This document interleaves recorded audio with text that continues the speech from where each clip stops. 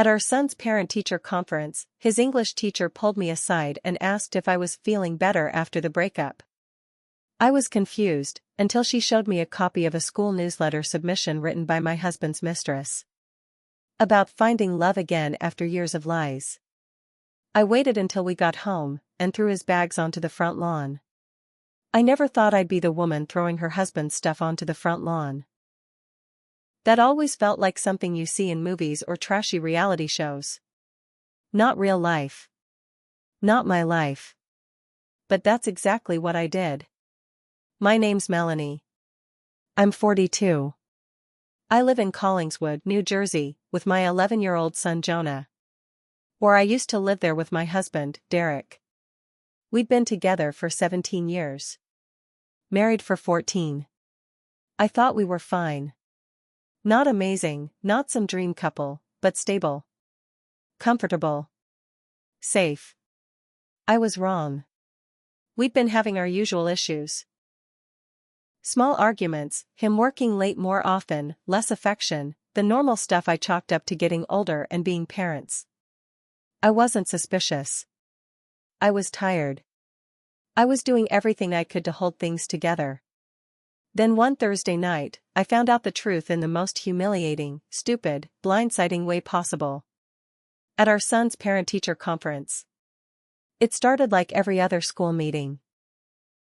Derek met me there straight from work, wearing his stupid gray coat and acting like nothing was wrong. We sat down across from Ms. Leahy, Jonah's English teacher. She was kind, young, maybe early 30s, and had this calm voice that made everything she said feel softer than it probably was. She went through Jonah's grades and told us how he was doing great, except he needed to participate more in class. I nodded along. Derek smiled like a proud dad, like he deserved to smile. Then Ms. Leahy paused, looked between us, and said something that changed my life. "Mrs. Harper, could I speak to you alone for a moment?" Derek looked surprised but didn't say anything. He stepped into the hallway. I turned to Ms. Leahy, thinking maybe there was some kind of issue with Jonah that she didn't want to bring up in front of Derek. My stomach dropped. I braced myself. Then she asked, "Are you feeling better, after the breakup?" I stared at her, confused. "What breakup?" She blinked like she realized too late that she'd made a mistake. I'm sorry, I just assumed." She looked flustered and started flipping through a folder on her desk. "I only asked because, well, we received this piece for the upcoming PDA newsletter, and since it came from someone in the parent group, and the story kind of seemed to line up with your family, I thought it might be related." She slid a printed sheet of paper across the desk to me. The title made my blood run cold. At first I was just reading words. But then the story started hitting familiar notes. Things I knew weren't coincidences. Mentions of a man stuck in a cold marriage for the sake of his son.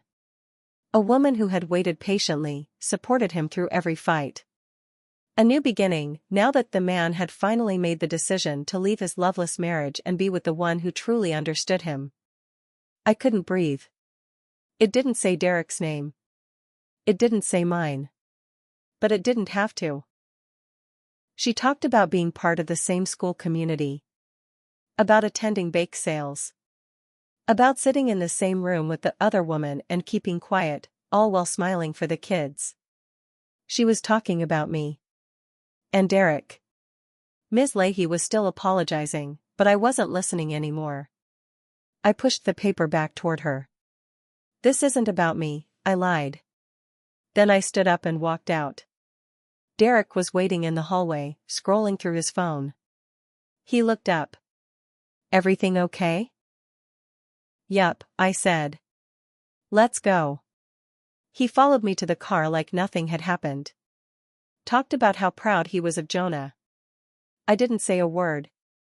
My hands were gripping the steering wheel the entire drive home, knuckles white. I felt like I was going to throw up. As soon as we got inside, I went straight to our bedroom. I didn't take off my coat. I didn't take off my shoes. I opened his closet, grabbed a laundry basket, and started emptying drawers. Shirts, pants, socks, underwear, ties. Everything. I threw it into black trash bags. 3 bags full, then I grabbed his laptop, headphones, his prized signed Yankees cap, and the expensive cologne I got him for our anniversary last year. Into the bags. I dragged them down the stairs, out the front door, and dumped them right on our front lawn. Right there in the dark. It was still raining, and I didn't care. Then I sent him a text from inside the house, "Come get your shit." He stood out there staring at the bags like he didn't understand what was happening. I walked back out and faced him. "I read it," I said. He went pale. "What?" "The newsletter. The story she submitted. About you. About us. You've been screwing around with one of the PTA moms. And now she wants everyone to know about her happy little ending." He tried to say something, but I talked over him. "She said you're finally together. That you told her the truth. That she was the one you really loved." He swallowed hard. "I was going to tell you, no, you weren't. You were going to keep lying. Keep sleeping next to me while sneaking around with someone else's wife." "Mel, listen, but it wasn't. Because she wanted to play house with my life? She wanted to smile at me during school events while writing love letters about her affair? She wanted to show off her new happiness like it didn't cost me everything? Fine. She could have Derek. But I was going to make sure everyone else knew exactly what kind of people they were." The next morning, Derek came back to get the rest of his things. I made sure Jonah was at my sister's house before he arrived. I didn't want him to see any of it. I didn't want to explain why his dad was dragging duffel bags into the trunk of his car while I stood on the porch with my arms crossed, not saying a word. Derek tried to talk. Tried to say we could work something out for Jonah's sake. That he never meant to hurt me. I told him I wasn't interested in anything he had to say anymore. He lost the right to talk to me like I was someone he cared about. He left quietly, which almost pissed me off more. Because now he could go play house with her, and I'd be the bitter ex-wife left to pick up the pieces. But I wasn't going to let that happen. Her name was Allison Becker. I hadn't been 100% sure until that night. But after reading that newsletter, I knew it. She was on the PTA with me for the past 3 years. She always had a little too much interest in chatting with Derek at school events. I used to brush it off. Thought maybe I was being paranoid. Now I knew I wasn't paranoid. I just didn't want to believe it. She was married too. Had 2 kids at the same school. Her husband, Nate, was a contractor. Big guy, soft-spoken. We'd made small talk at fundraisers. I remember once thinking they looked like the perfect family. Guess we were both fools. That weekend, I printed out 24 copies of the newsletter draft, the version Ms. Leahy showed me. It wasn't published yet, but it was close. I had no idea if the school planned to include it in the final version, but I wasn't going to wait. I mailed a copy to Nate Becker. No note. No explanation. Just the story. Highlighted the lines that mattered. Then I made a Facebook post.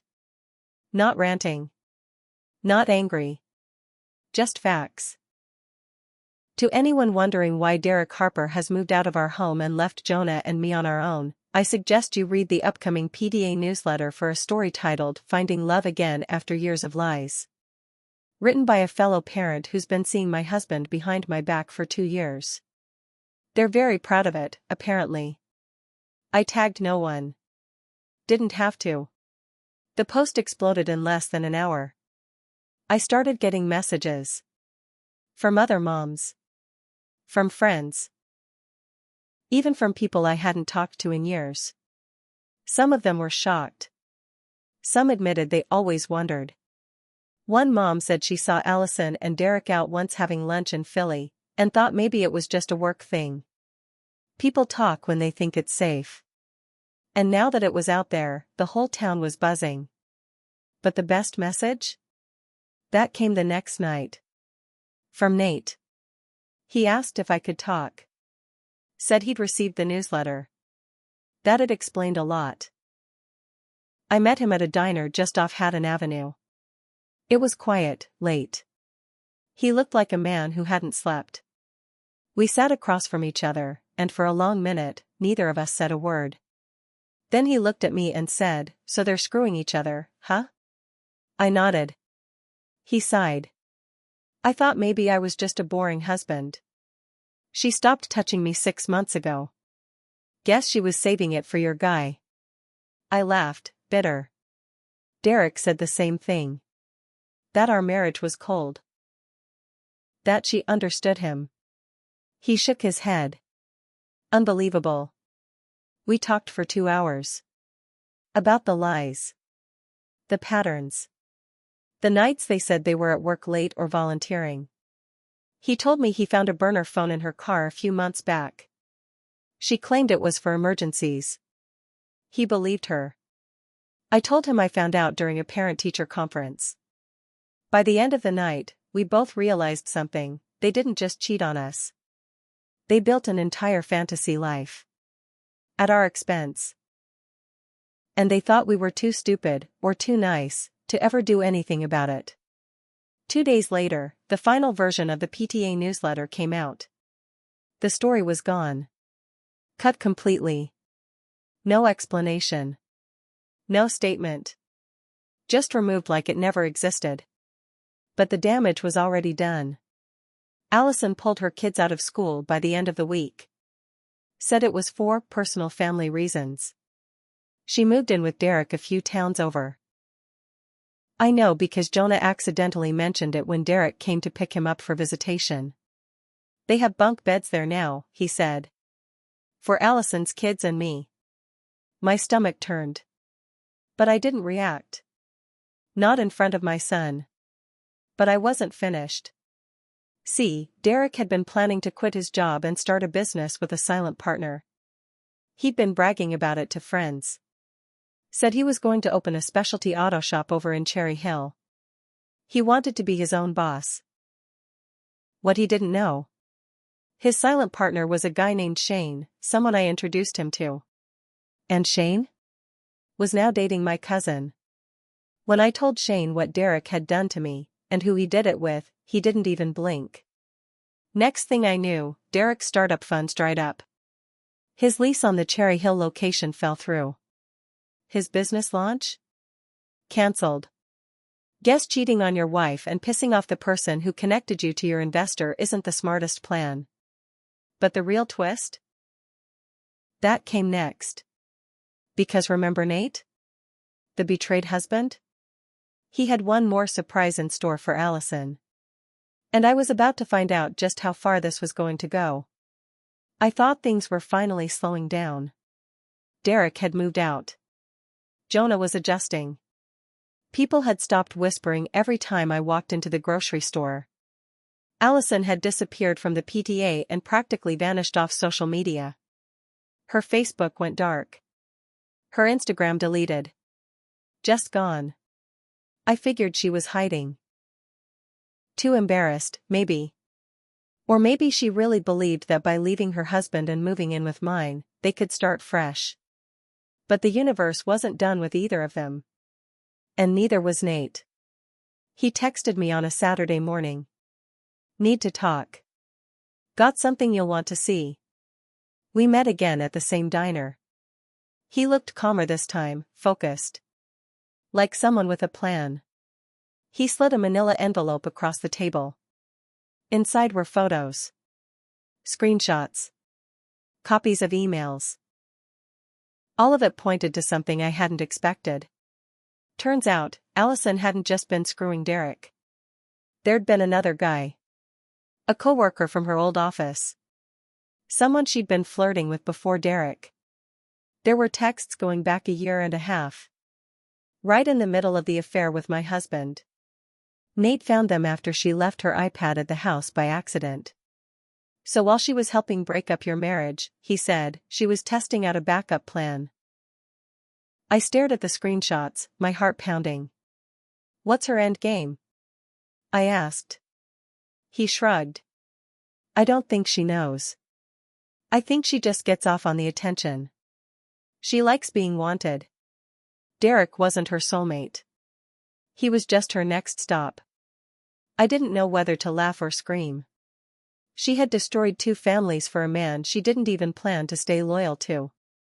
And Derek, God, Derek, he thought he'd won. He thought she chose him. Later that week, I got an unexpected call. From Derek. I almost didn't answer. But something told me to pick up. Hey, he said. His voice was low, tense. Have you talked to Jonah today? I said no. It wasn't my night. He said some things. Stuff he shouldn't know. About Allison. About another guy? I waited. And now she's accusing me of checking her phone. She packed a bag. Took her kids. Said she's staying with her sister for a while. I didn't respond. You know anything about that? I kept my voice calm. I know that Jonah's a smart kid. Maybe he picked up on things. Or maybe you're finally seeing who she really is. He was quiet for a moment. Then he said something I didn't expect. I think I made a mistake. I let that hang in the air. Then I said, no, Derek. You made a choice. Don't get it twisted. I hung up. But it didn't end there. Because Allison didn't just leave. She went scorched earth. She told Derek she wanted space. Then filed a restraining order a week later, claiming he was emotionally unstable and invading her privacy. She froze their shared bank account, the one Derek used to move out and rent his new place. And since she was still legally married to Nate, she claimed Derek was interfering in her family stability. It was a mess. And it was public. Derek started losing clients. Word got around. Turns out some people don't want to bring their cars to a guy caught in a domestic scandal involving another man's wife. Especially in a small area like South Jersey, where everyone knows everyone.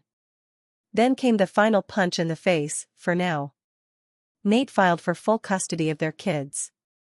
He had proof Allison had moved them into another man's house without any stability. He showed the judge the newsletter story. The texts. The emails. Claimed she was reckless, emotionally manipulative, and unfit to be the primary parent. And she lost. The kids were ordered to stay with Nate during the school year. Allison? Supervised visits only. She had torched her own life so fast, she didn't even see the fire coming until it was too late. Meanwhile, Derek was sinking. Fast. His dream shop was gone. His name was dirt. His bank account was in limbo. His new relationship had exploded. And now, even Jonah didn't want to spend time at his place. Because Jonah saw it all. He wasn't dumb. He knew Allison had ruined everything. He saw how angry Derek was getting. How he snapped at small things. He told me, one night before bed, Dad's house doesn't feel like home. That's when I knew. The cracks Derek made in our family? They were now his to live in. But I wasn't finished yet. He still thought this was rock bottom. He had no idea how far he was about to fall. By the time summer rolled around, Derek was barely hanging on. His reputation was shot. His business was gone before it even opened. His relationship with Allison had blown up in public. He was living in a rented duplex he could barely afford and seeing Jonah every other weekend, when Jonah agreed to go, which was getting rarer. But he still had one thing left. Me. In his head, I was still safe. The mother of his child. The woman who knew him best. The one he could still call when he needed something, or wanted someone to listen. That's how cheaters think. They act like you'll always be there.